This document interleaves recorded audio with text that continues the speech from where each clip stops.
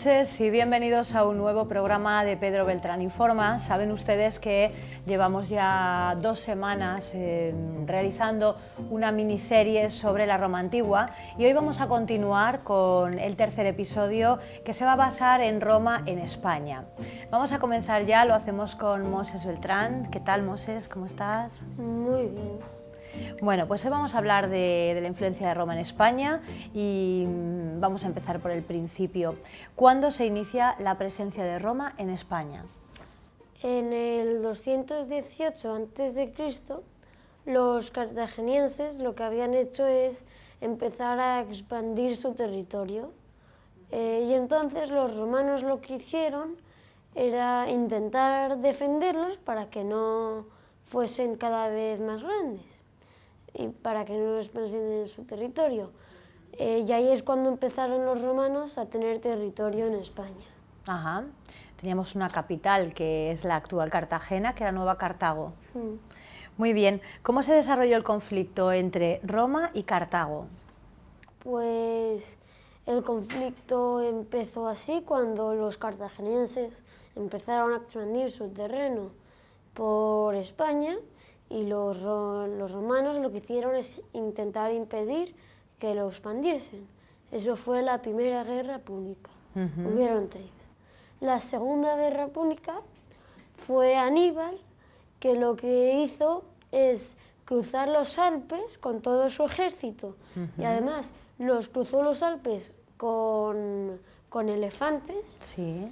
que traía los elefantes desde Cartagena. Sí. Desde Nueva Cartago. Ajá. Entonces, cuando había cruzado los Alpes, su intención era atacar a los romanos por sorpresa. Sí. Y lo que había hecho una cosa muy mal es haber dejado todo el territorio español sin ejército. Él había sacado todo el ejército de su terreno que tenía en España para intentar conquistar el Imperio Romano.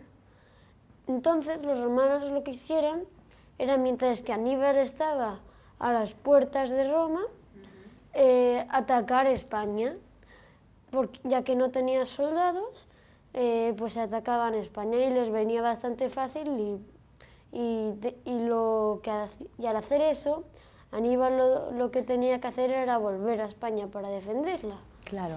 Que es lo que hizo. Y cuando volvió, lo que hicieron los romanos cuando había vuelto es ganarle. Ajá. Y la Tercera Guerra Púnica fue cuando perdieron los cartagineses. Ajá. ¿Cómo se desarrolló la conquista romana de España, Moses?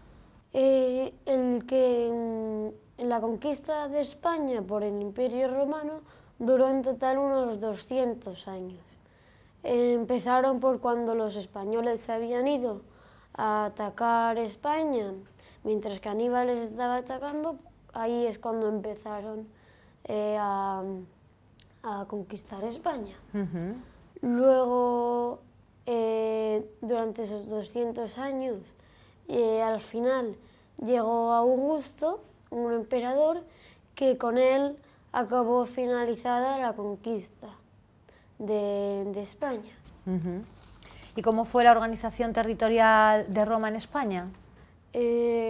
Pues pusieron 3 comunidades autónomas, territorios, 3 como ciudades importantes, que dividieron España entre 3 lugares. Ajá. Lo primero era Córdoba, que es ahora Córdoba. Sí. Luego estaba Emérita Augusta, que es ahora Mérida. Sí.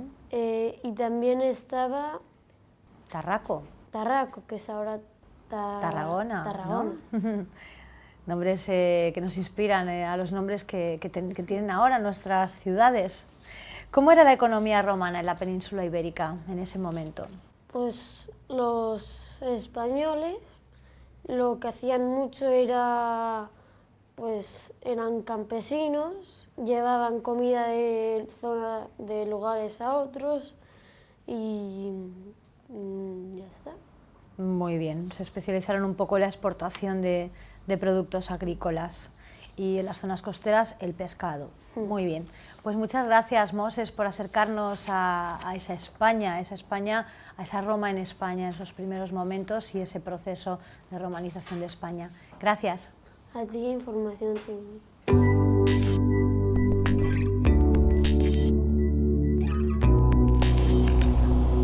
Continuamos, lo hacemos con Pedro Beltrán, presidente de la Asociación Europea de Abogados y nuestro anfitrión en este programa. ¿Qué tal, Pedro? Muy bien, buenas noches y gracias por venir. Buenas noches, pues hoy continuamos hablando de la Roma antigua en un capítulo muy especial, porque imagino que a los telespectadores les interesará saber cómo fue esa influencia de Roma en España. Enseguida nos metemos en el tema, pero antes hacer una mención a tu corbata, con esa alusión a la bandera del Imperio Romano, de la Roma antigua. Sí, la corbata sí se puede enfocar justo porque es la parte de abajo, tiene la bandera de Roma antigua, que es SPQR, Senado y Pueblo Romano. Es la bandera antigua de Roma que hemos visto en multitud de emblemas, en películas, en televisión, etc. Muy bien, pues vamos al despliegue, al decorado que has preparado hoy en alusión al tema que nos ocupa. Cuéntanos un poquito. Sí, el despliegue es esencialmente romano, pero no hay tanto de Roma en España, porque realmente nosotros solemos hacer un despliegue de obras musicales y de películas, y de este tema específico hay mucho menos. Sí que tenemos esta serie de televisión, que es, no puedo decir que sea totalmente excelente, pero está muy bien hecha. Es una serie sobre Hispania, precisamente, el tema de hoy, sobre la conquista romana de Hispania y en concreto sobre el legendario personaje, que era portugués, pero en esa época estaban unidos, Viriato. Son estos 2 packs de DVDs que tenemos aquí. Y el resto son varias cosas generales que hemos traído sobre temas romanos. Ajá. ¿Qué películas pueden ilustrar o dejan constancia de lo que ocurrió en esa España romana? Pues hay muy poco, o prácticamente nada. Es un tema que no ha interesado al cine y es un tema que tampoco ha interesado en la ópera. Sí que ha interesado muchísimo el tema romano, sin duda. Esta serie que hemos mencionado de Hispania tuvo una continuación, que la tenemos aquí, se llama Imperium, que es como la 4ª parte de la serie, aunque no fue continuada porque no tuvo éxito en Antena 3, con lo cual se interrumpe. Y luego hemos traído algunas películas que no son específicas de España o de Hispania, pero sí que tienen clara referencia. Augusto, ¿por qué hemos traído aquí a Augusto? Porque Augusto es el que culmina la conquista de España y porque es el emperador romano más famoso de toda la historia, con lo cual esta película, protagonizada además por el magistral Peter O'Toole, es de amplia recomendación. Esta segunda es una ópera de Mozart, El sueño de Escipión. Escipión es el conquistador de España en la época de los cartagineses, el que gana la guerra de Cartago. Y bien, es muy poco sabido, sin duda, que Mozart escribió una ópera dedicada a Escipión. De hecho, Mozart tiene 5 óperas, nada menos que 5 óperas de tema romano. La columna de Trajano. Trajano, ¿por qué Trajano? Porque es un emperador español. Sí. Y entonces la historia de esta famosa columna de Trajano, que es uno de los monumentos de Roma, más conocidos y que hace referencia a la conquista por parte de Trajano de Dacia, lo que es hoy el territorio de Rumanía. Sí. Y esta película tampoco es de tema específico español, pero sí de un emperador que ha tenido una influencia enorme en Roma, en España y en nuestras vidas de hoy, porque es el emperador que convierte Roma al cristianismo, Constantino. Por tanto, nos parece un emperador muy relevante para la historia de España, y estas son las películas que hemos seleccionado. Se quiso hacer una película, Hollywood proyectó hacer una película sobre el famoso sitio de Numancia, pero es un proyecto que no llegó a cuajar, con lo cual no hay realmente ninguna película de eso. ¿Qué periodo histórico abarcó, bueno, pues desde el momento que Roma conquistó España hasta que ya sus tropas salieron del territorio español? Estamos hablando de 500 años, porque estamos hablando de principios del siglo III, antes de Cristo, 218, hasta ya el final del Imperio Romano. Después hay un periodo del que hablaremos en otro programa cuando nos refiramos a Justiniano, porque el Imperio Romano de Oriente vuelve a conquistar España, y concretamente Alicante, una parte de España, y están los romanos durante el siglo VI 100 años más en España. Pero el periodo generalmente conocido, lo que es el periodo del Imperio Romano de Occidente, estamos hablando de un larguísimo periodo de 700 años que ha tenido una influencia decisiva, porque además realmente Roma, y la semana próxima haremos un programa sobre la caída del Imperio Romano, Roma de España no se ha ido nunca en realidad, porque la cultura la dejó, y la cultura nos ha dejado en la base de lo que somos nosotros, y el pueblo que podemos decir que conquista Roma, los visigodos, estaba en España concretamente, estaba muy influenciado también por la cultura romana y eran también de religión cristiana, con lo cual el peso de la cultura romana es el más importante que haya tenido España con relación a ninguno de los otros territorios o pueblos que nos han conquistado. Esto tiene una relevancia muy significativa porque además Roma lo primero que conquista es España, fuera de la península itálica, y fue un territorio relativamente pacífico. La conquista tampoco fue muy compleja, pero una vez conquistado fue un territorio que no fue rebelde, que no reclamaba la independencia, que no les creaba problemas a los romanos. Era como la segunda parte de Roma, y además iniciado muy pronto, porque estamos hablando de eso del año 200 a.C., el resto de los territorios conquistados son muy posteriores. Aparte de la cultura, yendo un poquito más al detalle, porque estoy segura de que nuestros telespectadores estarán haciéndose en estos momentos esta pregunta, ¿qué nos han dejado los romanos que podamos identificar en el día de hoy? Y sobre todo también, ¿qué tiene la cultura de ellos o la organización o bueno, pues los aspectos de la vida romana que hayan, digamos, heredado de España? Dos cosas básicas y esenciales: idioma y religión. Idioma porque el castellano surge del latín, también el catalán, no el vasco obviamente, y el gallego-portugués también del latín, y son los idiomas que más se parecen al latín después del italiano. Otra vez volvemos a la proximidad, con lo cual el idioma nos lo han dejado, porque nuestro idioma nace de allí. Claro. Y lo segundo muy importante que nos han dejado es la religión, porque se olvida, mucha gente creo que en el esquema que se hace de Roma, se olvida que Roma se hizo cristiana. Roma se hace cristiana primero con el edicto del emperador Constantino, del que hemos hablado antes, en el 313, en el que proclama la libertad de cultos, pero luego ya proclama al cristianismo religión oficial del imperio, y curiosamente esto lo hace un emperador español, que se llama Teodosio, y a partir de ese momento el cristianismo es la religión que se va a nutrir de para todo el territorio romano, incluido España, y esa herencia ha llegado hasta hoy. Roma, en lugar de hacerse cristiana, podía haberse hecho judía perfectamente. Claro. Quiere decir que se hubiera hecho budista, porque en fin, eso quedaba muy lejos y no tenía ninguna influencia.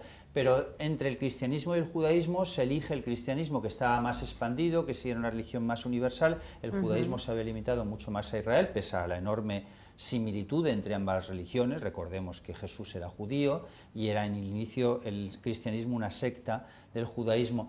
Pues bien, al hacerse Roma cristiana, España es cristiana, y por tanto hoy somos cristianos porque Roma se hizo cristiana. Si no, hubiéramos tenido otra religión diferente. Luego nos han dejado la lengua y la religión, más las estructuras como las ciudades, muchas creadas durante el periodo romano. Tenemos Lucentum en Alicante, aunque es una ciudad que entró pronto en decadencia y en el siglo I ya fue abandonada. Después se hizo allí un cementerio musulmán, años después, y tenemos Ilici en Elche, que era más importante que Lucentum, ciudades importantes, y capital durante mucho tiempo, Cartagena, incluso durante la época de Justiniano, después de la reconquista romana de España, pues son ciudades que tenemos aquí muy cerca y que tienen un pasado romano clarísimo en su fundación.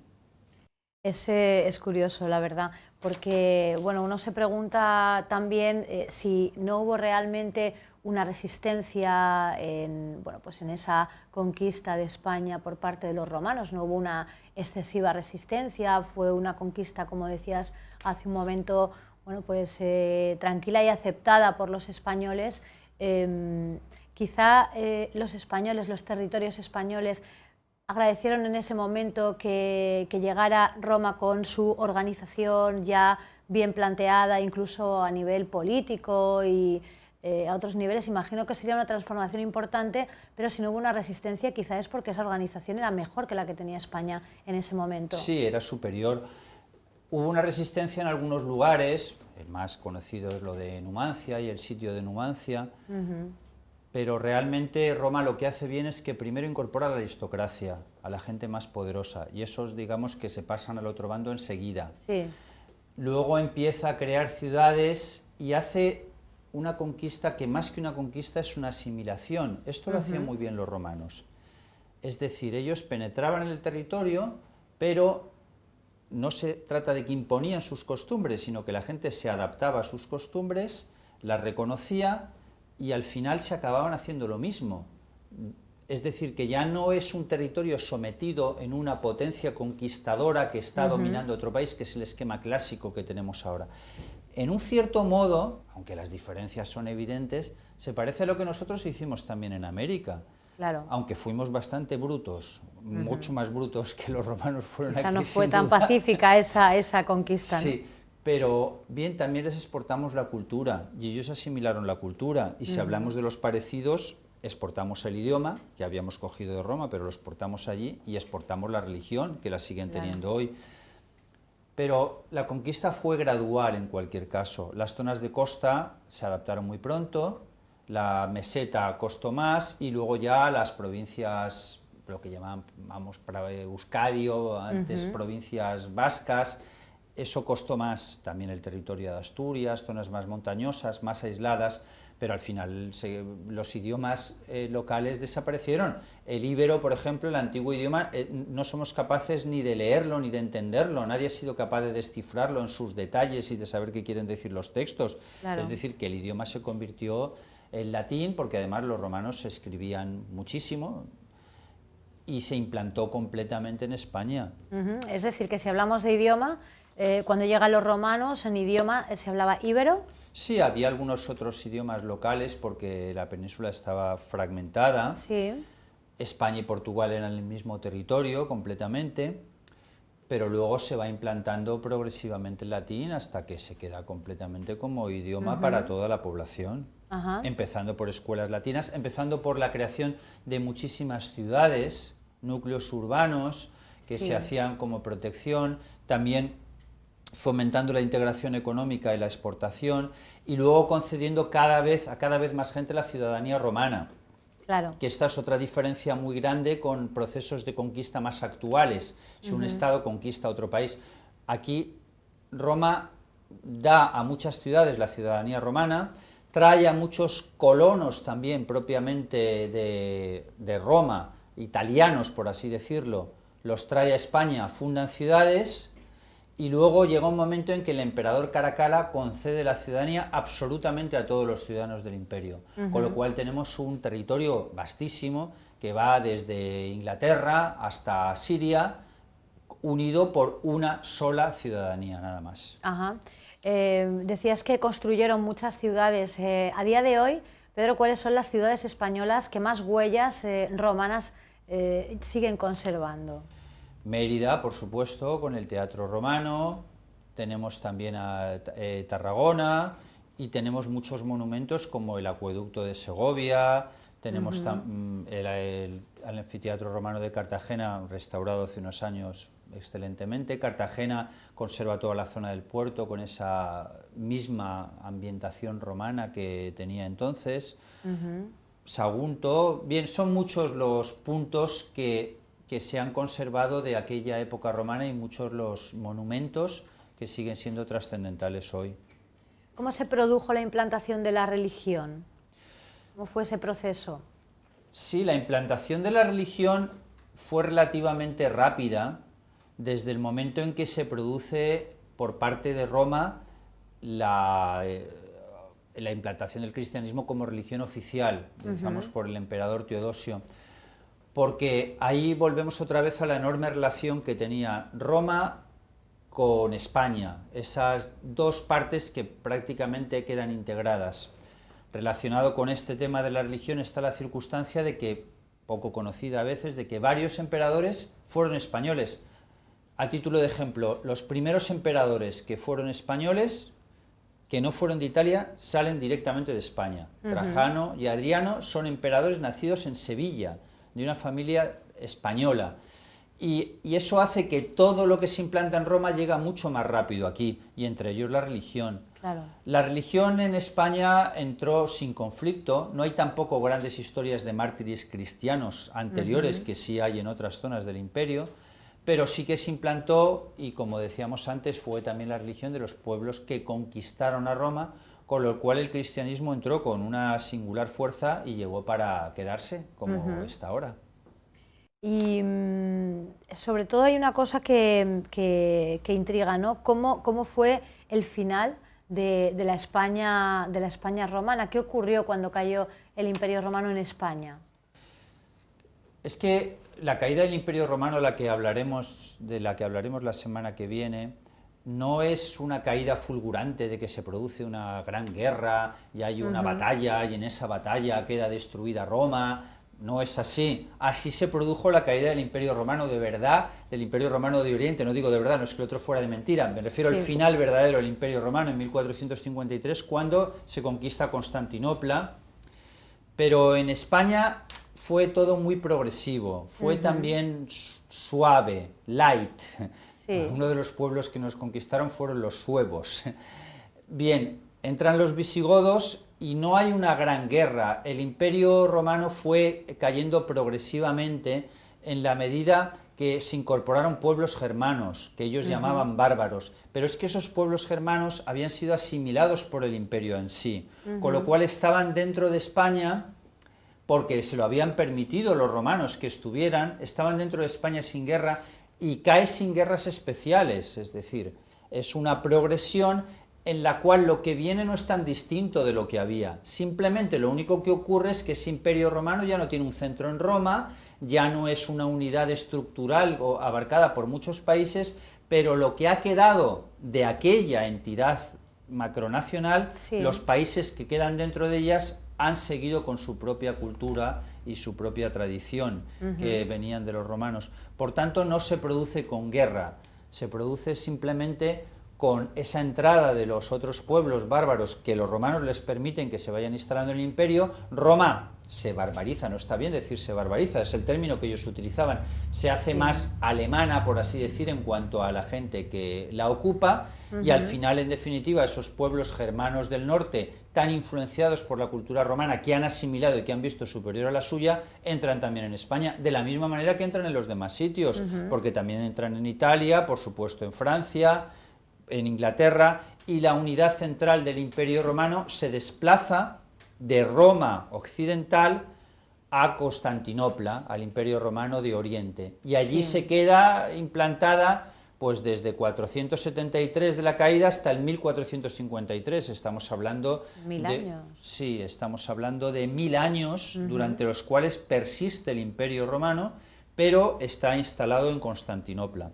En un momento dado, ese imperio de Constantinopla quiere volver a reconquistar el antiguo Imperio Romano, y lo hace con Justiniano, conquista otra vez Italia, conquista una gran parte de España, y vuelve a unirse lo que había sido el Imperio Romano. Estamos hablando ya del siglo VI después de Cristo. Claro. Esa unidad permanece durante 100 años, vuelven los alemanes visigodos, y ya luego, en el caso concreto de España, entran los musulmanes, que entran de una forma fulgurante en 752 y conquistan la península ibérica en un proceso de reconquista que se inicia relativamente pronto y que dura 700 años. Y cuando se van los musulmanes, lo que queda de la cultura romana sigue esencialmente siendo igual. Muy bien, Pedro, pues interesantísimo el tema, porque bueno, pues sabemos que tenemos esas influencias que perduran, que han perdurado en el tiempo, esas influencias del Imperio Romano, pero está bien refrescarlas y que sepamos de dónde vienen exactamente, de qué momento y cómo se produjeron. La próxima semana, la caída del Imperio Romano. La próxima semana, la caída del Imperio Romano. Muy bien. Hasta la semana próxima y muchas gracias por venir a nuestro despacho. Gracias a ti, como siempre. Bueno, pues ya lo saben, la próxima semana cumpliremos nuestro 4º episodio de esta serie que estamos haciendo sobre la Roma antigua y hablaremos de la caída del Imperio Romano. Hasta entonces.